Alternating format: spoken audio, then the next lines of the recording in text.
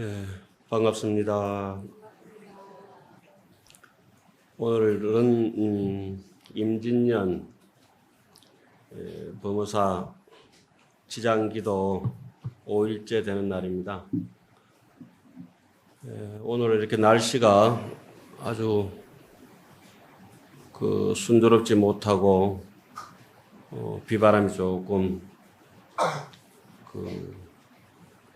편안하지 못하고 이렇게 요란스러운 그런 날이 되니까 밖에 계신 분들이 조금 염려스럽고 그렇습니다. 벌써 시절이 절에서는 지금 구순안거, 그러니까 90일 동안 석 달 동안 공부하는 해양이 내일 모레인데, 이제 내일 모레가 이제 절에서는 이제 공부 끝나는 백중날이죠. 또 그런 날들을 기념을 해서 절에서는 우람분절이라고 해서 자기 공부를 점검하는 날이기도 하고, 자기 공부를 점검하면서 또 부모님께 생전에 못한 효도를 우람분절을 기해서 또 천도 의식을 더불어서 봉행하고 그렇습니다. 오늘은 지장법회 5일째 되는 날인데, 그동안에 어른 스님들께서 충분히 이 백중의 의미와 또 기도하는 방법이라든지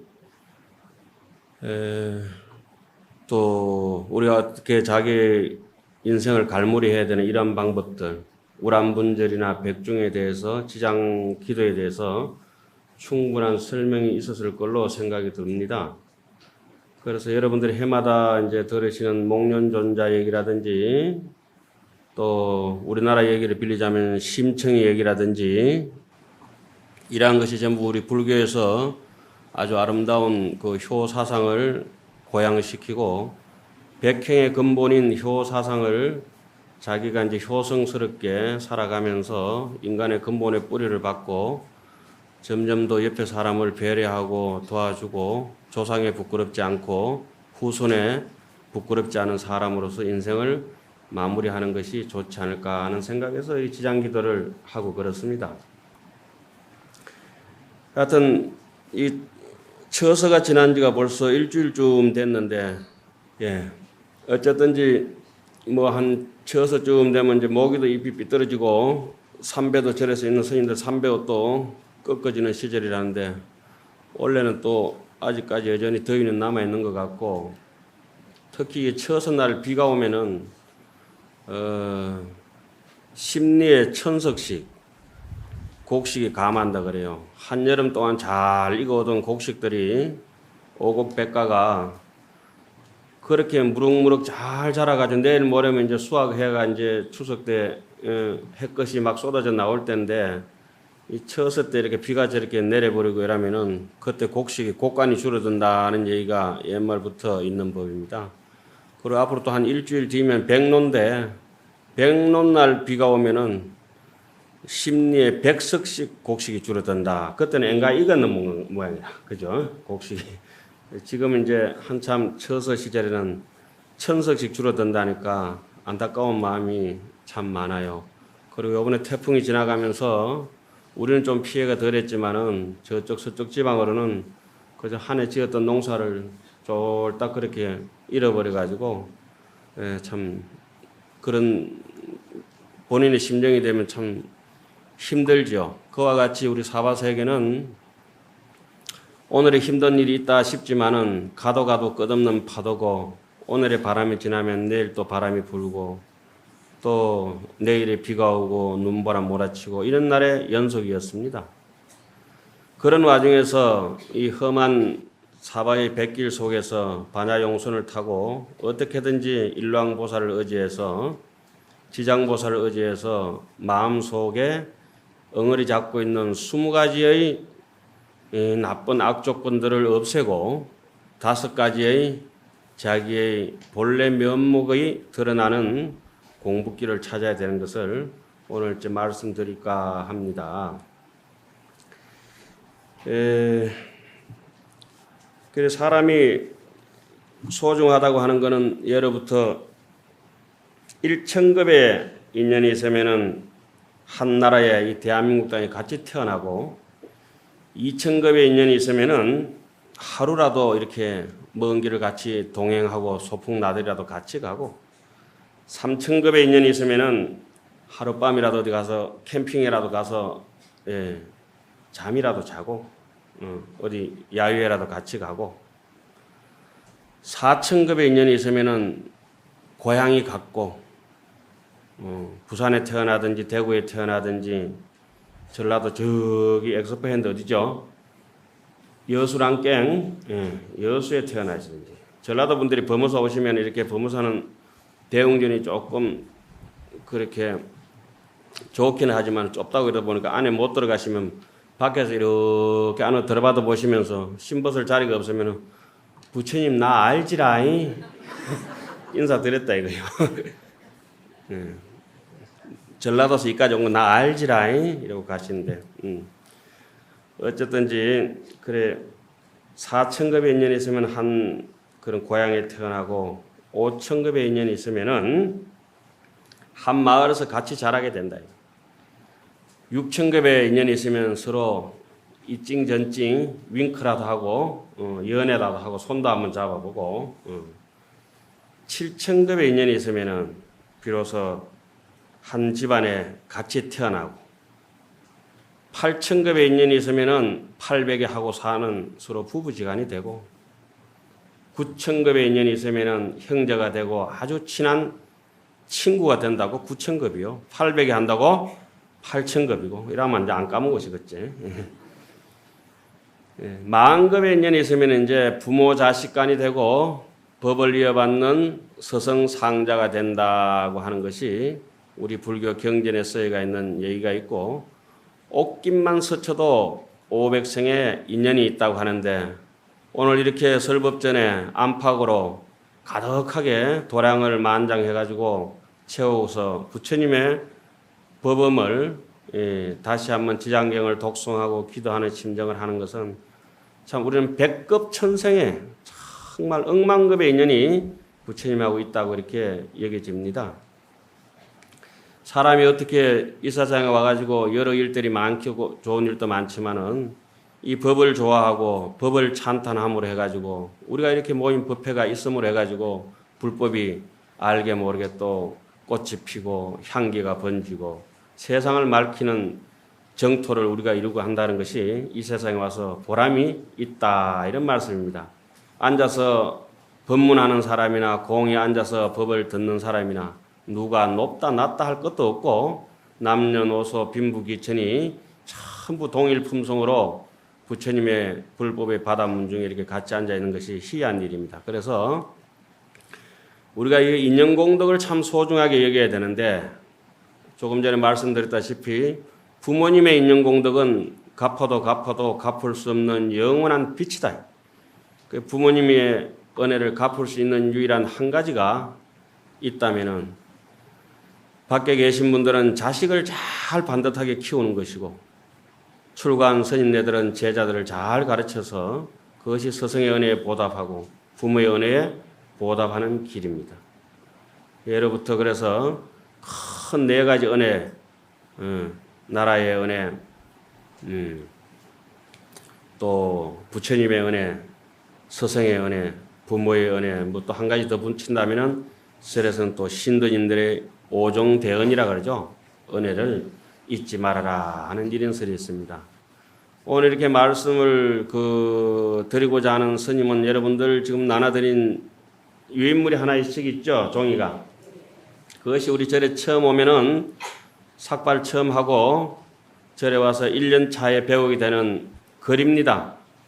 그 스님은 동산양계하상이라고 하는 중국 5대 종파, 중국 5대 종파라면은 그 유명한 임재종의 임재의연 스님, 위양종의 위산영우 스님과 앙산해적 스님, 법안종의 법안문익 선사, 운문종의 운문문은 선사, 그리고 조동종의 조산 본적과 동산 양계하상이 계신데 지금으로부터 원효 스님 이후에 한 100년 뒤에 탄생하신 어르신인데 중국에서 스님하고 일반 분들하고 제가 분들하고 다 합쳐가지고 5손가락에 꼽히는 효자들이 있습니다.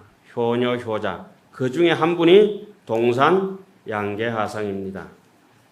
그분의 그 어머니하고 주고받았던 편지 글들을 읽어보면은 참 가슴이 찡하고 어떤 것이 진정하게 부모님을 천도해드리고 어떤 것이 진정한 효도인가 이런 데 대해서 자세하게 써놨습니다. 부모님들을 잘 먹고 잘 사시고 편안하게 그냥 육신 편하고 마음 편한 게 그냥 진정한 효도의 끝인가? 그렇지 않다. 예. 그렇지 않다는 얘기를 동산 양계하상이 그 어린 나이에 출가를 하면서 그 구구절절하게 부모님께 보낸 글을 여러분들께 오늘 나눠드렸습니다. 익히 목련존자의 얘기나 이런 얘기들이 우리 절간에서 너무나 잘 알고 계시기 때문에 또 다른 분들 많이 법문 훌륭한 분이 많으시니까 그런 얘기에 견주어서 중국에서 유명했던 아주 지금까지도 그 이름이 멸절되지 않고 계시는 동산 양계하상. 이분은 돌아가셨다가 달마 스님처럼 부활을 하십니다. 눈앞에서 부활을 보여주시고 다시 눈앞에서 일주일 뒤에 입적을 하신 대단한 스님이십니다. 그냥 말만 대단한 게 아니고 글만 대단한 것이 아니라 정말 영민했고 신심이 투철했고 부처님의 가신 길을 어떻게든지 다시 한 번 더 실현하고 그로 인해서 숱한 제자들을 길러냈던 당당한 스님이 동산 양계하상인데 우리는 이렇습니다. 동산 양계하상을 보면서 이런 생각을 하셔야 됩니다. 저는 늘 그렇게 생각합니다. 제 공부 방법이기도 하고 지금이 가장 소중하다. 과거에 조금 섭섭했던 일들 미련에 사로잡히지 말고 잘 나갔던 일 미련에 사로잡히지 말고 나고자 하는 꼭 과거를 자랑한다. 내 왕년에라면 저 사람은 지금은 떨어진 낯가루구나 이렇게 생각하시면 됩니다. 지금이 어떠냐 이 처지가. 우리에게는 지금이 누구라도 지금을 얘기하지만은 지금이 가장 소중하고 그리고 그 다음에 소중한 것이 지금 바로 옆에 있는 사람, 가족들, 부모님들, 내지는 동기, 도반들. 세 번째 중요한 것은 지금 옆에 있는 사람을 위해서 무엇을 할 것인가, 어떻게 잘해줄 것인가. 이것이 가장 소중한 일이라고 하겠습니다. 그래서 예로부터 영맹지각연수 선사란 스님께서 써놓으신 주신부란 책에 보면 이렇습니다. 복인이 이 세상에 한 명이 성인 같은 분이 태어나시면은 부처님 같은 분들, 원효스님 같은 분들, 오늘 그 여러분들께 나눠드린 동산 양계하상 같은 분, 이런 거룩하신 분들이 이 세상에 한 분이 태어나면은 길바닥마다 보석이 깔릴 것이다. 그래서 그 뒤로 따라가기만 하면은 눈 밝은 사람이든지 눈 어두운 사람이든지 대충 뭐 한 주머니씩 넉넉하게 살림살이를 차릴 수 있다. 그런데 아주 못됐고 핍박스럽고 그 부처님 애미기든 누가 있죠? 죄받았다. 부처님한테 아주 많이 달게 들어가지고 대받았다. 무슨 부처님 말씀하시면 늘 대받아 쳐가지고 대받았다가 됐다는 거예요. 그러다가 나중에 생암지옥해서 죄받았다라 하기도 하고 우리 한국말로는 쪼다리라 하죠. 쪼다리. 그게 이제 죄받았다인데 그런 악인이 한번 탄생을 하게 되면은 가는 길마다 가시밭길이다. 오물투성이고 어디 발 디딜 틈이 없다. 그래서 집안에도 애미기는 사람 하나 태어나면 골치 아프죠. 온 집안이 막 풍지박산이라. 그런데 심체처럼 마음 고운 사람이 또 집안에 하나 탄생하면 어때요? 온 집이 다 흥한 것입니다. 그래서 옛 어른들이 일찍이 진작에 인간 정토에 대해서 그렇게 말씀을 하시는데 그러면은 이제 오늘 이 동산양계화상 이분에 대해서 이제 조금 이제 설명을 드리고 우리가 이제 기도라고 이렇게 하고 있는데 무엇을 없애고 무엇을 중심으로 잡아야 될 것인가 이렇게 해서 오늘 법문을 하도록 하겠습니다. 이 동산양계화상께서는 어려서 너무 영민하고 똑똑했어요. 그래서 6, 7살 적에 그 절에 자주 가는 절이 있는데 그 절에 가니까 스님께서 늘 아침 저녁으로 조석으로 우리 아까 하는 게 뭐가 있죠? 마하반야 바라밀다 심경과 한자제 보살 행심반야 바라밀다 시조견오원 계공도 일체보액 사리자 색불이 공공불이색 색적시 공공적시 색수상시 역부의시 그 다음 쭉 가다 보면 뭐가 나옵니까? 무한입이설신이, 예? 무색성향 미촉법, 무한계 내지 무엇이께라고 하는 대목이 있어요. 그 말이 무슨 말인가 하니까 일평생 그 반야신경을 하면서도 이게 무슨 뜻인고 돌아보지 않는 사람은 그건 우의독경이라. 소기의 경읽기 비슷해. 마이동풍이요. 관심을 가져야 돼. 요 6, 7살짜리가 스님이 매일 연불 하시는데 반야신경 구절에 눈, 코, 입기도 없다. 안입이 설신이가 없다. 있는데 왜 없다고 하시지? 색성향 미촉법이 없다. 소리도 빛깔도 다 들리고 맛도 향기도 다 있는데 왜 없다고 하지? 그걸 아는 안개 내지 무엇이께라. 의식도 없고 안식도 이식도 뭐 보고 듣고 이렇게 알아차리는 것이 한කු도 없다니까 애가 궁금했던가 봐요. 우리도 궁금하잖아요. 왜 보는지도 모르고 보고 왜 듣는지도 모르고 듣고 내가 왜 단맛 쓴맛을 이렇게 똑똑히 구분해내는지도 모르고 맛을 보고 평생 살아가지 않습니까? 그러면서 여기에 궁금증이 없었는데 이 아이는 벌써 떡잎부터 알아본다고 남다른 거예요. 제가 어느 해인가 산삼을 봤는데 정말 떡잎부터 다르더만요. 산삼이 1년차 됐는데 떡잎이 다른 거는 2개 나오잖아요. 산삼은 떡잎이 몇 개겠어요? 5개는 한참 크가 5개고 몇 개? 3개가 나오니까 산삼이다. 석삼자 풀초자 밑에 석삼이다. 나는 삼이 왜 그런지 누가 가르쳐 주지도 않아서 몰랐는데 어느 날 산삼이라고 가져봤는데 콩나물 요거 한 지름맛 한 거 째맨한 거 콩지름맛 한 거 이렇게 가져봤는데 이렇게 보니까 떡잎이 3개예요. 3개. 산삼 뿌리는 한 5mm나 될까 째맨한데 야 떡잎부터 다르다니 벌써 이파리부터 3개다. 그래가지고 한 1년차 지나고 나면 어떻게 돼요? 잎이 5잎으로 이렇게 늘어나는 거예요. 오늘이 5일차 법문이니까 산삼 법문도 괜찮네. 예. 앞으로 여러분들 이제 산삼 있으면 산삼 먹는 방법은 제가 이제 가르쳐 드리겠습니다. 산삼은 있으면은 먹고 난 뒤에 실컷 두드려 맞으면 돼요. 그래야 약이 되는 거라. 먹고 나서 안 맞으면 약이 안 돼요. 에? 왜 그렇죠? 행편 안 되면 그냥 들고 있으면 무조건 먹고 그 다음에 맞는 일만 하면 되는 거야. 산삼 먹는 건 간단해. 나 돈 없어서 산삼 못 먹는 분들은 어리석은 분들이야. 산삼 있으면 어떻게 한다? 들고 묶는다. 그리고 두드려 맞는다. 아주 그래 간단한 거예요. 오늘 이 행편이 되든지 안 되든지 간에 법문 들으러 가야 되는데 무슨 일이 있다 이래가지고 법문 못 듣는 거는 핑계고 일단 어떻게 법문 듣고 나 일 안 해놓고 어떻게 빨리 안 해놨다고 욕 들어 먹는다. 이거 간단한 거야. 그러니까 뭐 때문에 법문 들을 시간 없고 뭐 때문에 산삼 못 먹는 법은 절대 없는 것이라. 그러니까 산삼 먹었으니까 실컷 두드려 맞아 죽지도 않아. 꼭꼭 씹어 잡수고 이 사람은 내가 돈 없는데 산삼 같은 거 먹었겠나 도라지겠지 이라고 꼭꼭 야무게 씹어 잡수세요. 하여튼 법문도 그래요. 행편이 되든지 안 되든지 무조건 듣고 본다. 인생은 무조건으로 살면 제일 편한 것인 거예요. 예. 하여튼 어떻 이 동산양계화상이 떡잎부터 알아본다고 6, 7살짜리가 그렇게 얘기하니까 스님이 심각하다 이거. 보통 얘기가 아니다. 그래서 자기도 모르는 얘기를 궁금증도 없던 얘기를 애가 물으니까 그러니까 오설산에 영묵스님이라고 오설 영묵스님이라 아주 유명한 스님이 계세요.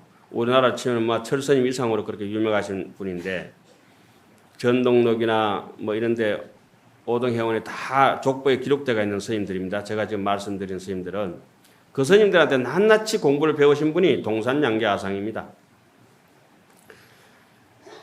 오설영묵 스님한테 보내가지고 거기서 이제 드디어 21살 때 머리를 깎고 숭산에서 소림사 숭산에서 이제 비국의 구적교를 받고 그 길로 그 조주 스님이라고 유명하신 스님이 계세요. 그분이 은사 스님이 고양이가 스님들이 동당 서당으로 나눠져 가지고 싸우니까 스님들 싸우는 거 배기 싫다고 고양이 한 마리 목 잘란 스님 있죠? 얘기 한 번만 들어보셨죠? 그 스님이 남전보원 스님이라는 스님이신데 그 남전보원 스님 밑에 가서 공부를 열심히 해서 거기서 큰 경지를 얻고 그리고 중국 5대 종파의 또 한 종장인 위산영우 스님이라는 스님이 계세요. 그 밑에 가서 공부를 배우는데 그때는 뭔 공부를 했느냐? 무정설법이라 돌도 설법하고 지나가는 바람도 설법하고 구름도 설법하고 쇳덩어리도 흙덩어리도 전부 설법을 한다. 가만히 있는 밥그릇도 설법을 한다.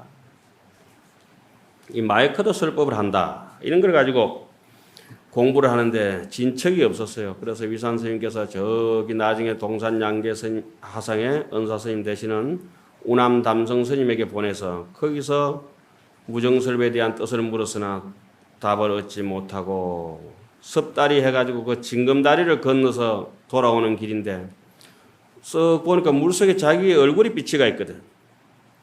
그걸 보고 확연히 깨쳐가지고 지금도 숱한 사람들이 스님네들은 동산양계하상의 과숙에 물을 건너면서 지은 노래 이걸 모르면 조금 시원찮은 중이래. 예. 누구든지 다 알고 있는 스님들 반야신경 알듯이 다 알고 있는 것이 동산양계하상 과수계. 여러분들 한번 따라해 봅시다. 과수계. 예, 지날가자 물수자. 물을 지나면서 시를 이제 오도송 자기의 가장 아름다운 자기가 마음의 심성에 자기의 본래 면목을 나니까 누군들 그거 한이에 들떠가지고 기쁜 마음으로 자기의 그 참 잔치집처럼 자기 인생을 축복하고 그 축구해주는 노래를 안 하겠습니까? 그때 했던 것이 이거예요. 절기 종탐액이라 이 스님 저 스님 많이 찾아도 다녔다.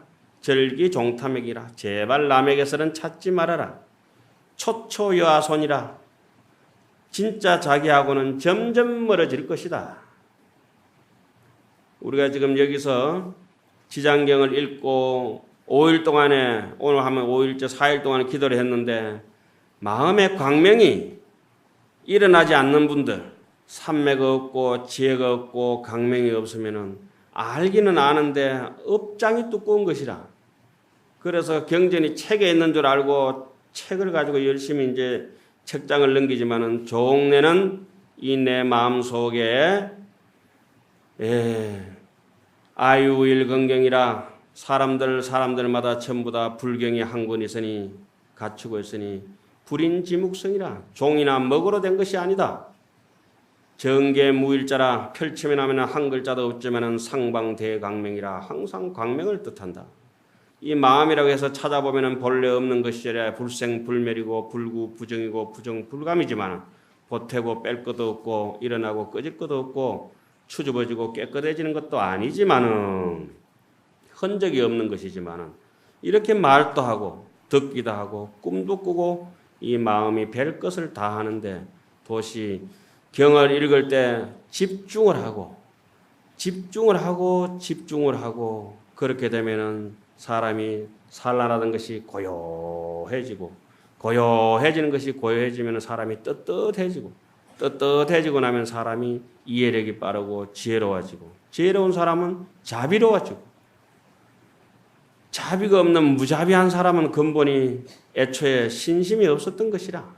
그래서 동산양계하상이 도시 큰 스님들 찾아다니면서 여기가 법이 있는가 저기가 법이 있는가 계속 물으러 다니시다가 결국은 자기를 이런 쳐서 백중 가까우는 이런 무름 여름날에 징검다리 건너면서 물에 비친 자기의 당신의 모습을 보시고 확연히 깨달음의 세계를 열고 비로소 그것이 조상 천도도 제대로 된 것이고 자기 천도도 제대로 된 것이다.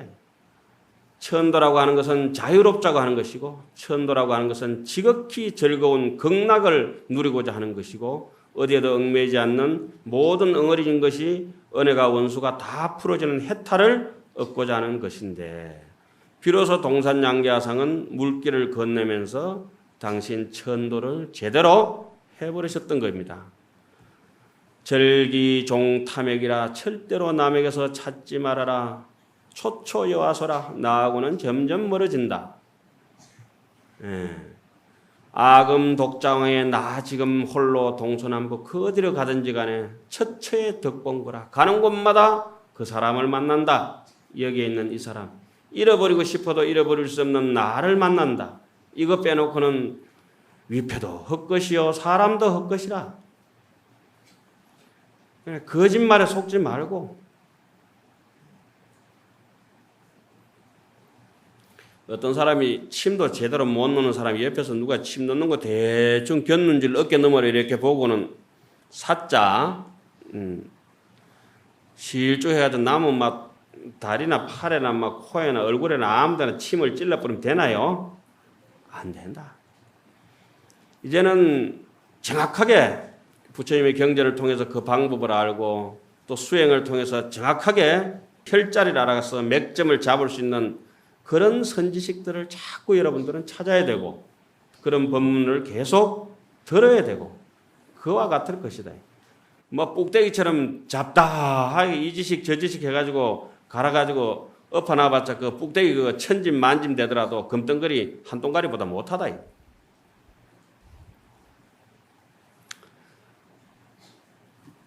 가는 곳마다 악음 독자왕에 나 지금 가는 곳마다 처처의 덕봉거라. 내 그림자를 만난다. 사실은 마음은 내 모습이고 그림자는 자기의 생각들이죠. 거금정시하나 물 밑에 비친 저 물 그림자는 바로 내 모습이지만은 거금불시하라. 저 물 그림자는 내가 아니다. 나는 물 그림자일 수 있지만은 저 물에 비친 그림자는 내가 아니다. 어릴 때 사진은 다 내 모습이고 나중에 늙어서 사진도 다 내 사진이지만은 그 사진은 누가 아니다? 내가 아니다. 내가 지나가는 가정에 나타나는 나의 하나의 현상, 생멸의 현상일 뿐이지 생멸을 따르지 않는 반야신경 우리 매일 하는 거 불생불멸의 그 사람은 아니다. 그 사람을 만나야 기도가 간절해질 것입니다. 응수임마해 하야야 응당이 이와 같이 하라야 방득해 여여로다. 비로소 절절히 맞아떨어질 것이다.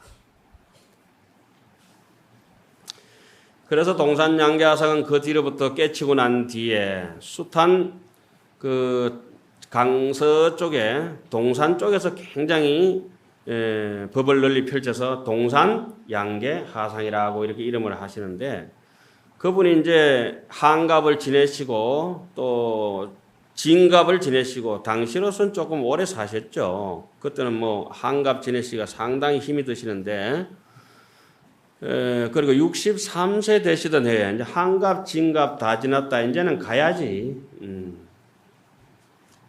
이렇게 생각하시고 시자야 내 머리 좀 삭발해라. 오늘 뭐 저처럼 머리를 반듯하게 깎으시고 옷 저번에 준비해놓은 거 그 수위 가져오너라. 옷 입으시고 그러시고 대중들 종쳐라. 나도 이제 인생 종칠란다. 그래 이제 종치는 거예요. 마칠 종자 임종 드디어. 그래서 대중한테 일러서 종을 치게 하시고 거기서 막 눈을 감으시고 어떻게 표현해야 될까요? 쉽게 표현합시다. 꼴까닥. 그렇게 어떻게 해야 될까? 어떻게 가셨어요? 대중들이 신임 큰 스님 이렇게 가면 어떻게 하냐고 야단이 났네. 스님이 평생 천년만년 사실 것처럼 생각하고 공부 안 하고 농떼 치고 옆에서 바람막이처럼 그렇게 생각하시다가 스님이 덜컥 떠나시고 나니까 스님 밑에 공부한다고 모였던 1000명이 넘는 운집 대중들이 통곡을 하고 야단 났습니다. 아유, 그래가지고 한나절 동안 대중들이 울고 불고 하니까 스님이 한나절 뒤에 이렇게 눈을 이렇게 씩 떠보고, 아이고, 귀 따가워서 못 가겠다. 무엇이 그래 시끄럽냐, 이거. 출가자라고 하는 것은 어떤 물정에도 인정이 농후하면 도심사라 냉각 인정하여 영불곤이라. 사사로운 정리에 꺼달리면 그 출가인이 그 창피스러운 일인데, 내가 이제 그동안에 너가 가르친다고 이빨 다 빠지고, 씹을 거 제대로 못 씹고, 다리 무릎 아프고 정진하고, 이제 법문할 만큼 해가지고 쌔바닥도 아프고, 나 이제 조금 그렇게 노생 수고롭게 살다가 조금 이제 죽어서 좀 편하게 쉬려고 하는데, 이제 나 이제 떠나고 나서 좀 편하고 쉬려고 하는데, 무엇이 그래 사람을 기따갑게 귀찮고 해샀노? 내가 일주일 말미를 줄 테니까 그동안에 내인데 묻고 싶었던 거 다 물어라. 그러니까 대중들이 비로소에 그때서야 큰 스님하고 옆에 같이 계시던 분이 그렇게 소중한 분이실 줄 몰라는 거예요. 이 세상의 인연 중에 가장 큰 인연이라고 하는 것은 선지식은 위인 중 최대 인연이라 능하 중생하며 덕견 불성케 하나니라. 이것도 이제 들어오면은 처음에 배우는 글귀라. 선지식이라고 하는 것은 가장 인생 가운데 큰 인연이에요. 우리 부처님 같은 분들, 원효스님 같은 분들, 지금 우리가 노력하면 그분들이 곁에 오고, 노력하지 않으면 옆에 있는 사람도 눈멀어서 보이지 않는다. 아주 태어날 때부터 눈이 캄캄한 사람이 어느 날 우유를 이렇게 먹어보니까 맛이 있거든요. 오늘따라 이 우유를 가져오셨네. 거짓말입니다. 참니다. 우유를 이렇게 먹어보면 고소하고 이렇게 맛이 있거든. 평생에 태어날 때부터 눈이 멀은 사람이라 이것이 무슨 색깔일까? 뭐 검정색, 파란색, 막 빨간색 얘기를 했었는데 그걸 본 적이 있어야지. 무슨 색인지 알아야지. 꿈에도 생각하지 못하는 걸 것 같아. 도대체 이게 우유가 노란색인지 빨간색인지 파란색인지 알 길이 없다. 그래서 옆에 사람한테 친절한 스님이 한 번 왔길래 물어봤어요.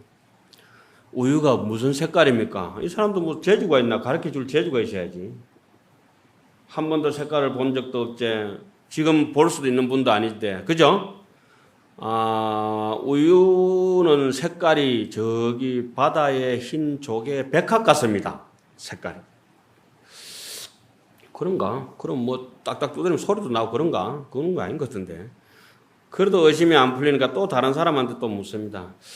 아이고, 스님요, 그 우유가 뭐 색깔이 희다고 했었는데 뭐 왜 생겼습니까? 그거는 뽀얗게 저기 팔송 떡집에 빻아놓은 살가루 같습니다. 그래도 모르겠거든. 또 한 사람이 또 이렇게 또 저러니까 겨울이 좀 됐는데 스님 우유가 무슨 색깔입니까? 저 밖에 환하게 쌓여가 있는 뭐죠? 흰 눈 같습니다. 그래도 의심이 안 풀리는 거예요. 아이고, 또 이제 봄날이 돌아오고 스님요 다른 스님한테 우유가 색깔이 무슨 색깔입니까? 저기 소나무 위에 앉아가 있는 백로 두루미가 색깔입니다. 그 눈을 뜯어본 사람이 결국을 알 수 있겠습니까? 캄캄합니다. 제발 눈을 뜨십시오. 눈을 뜨시고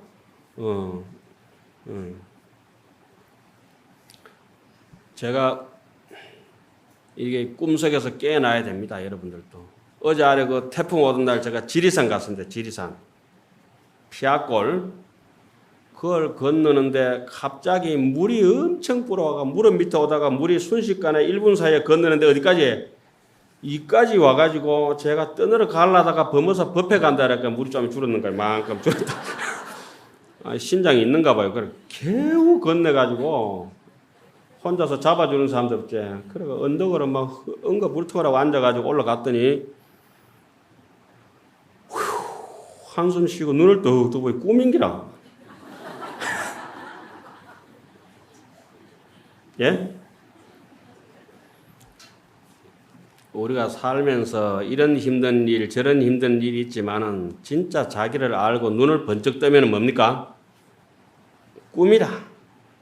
꿈.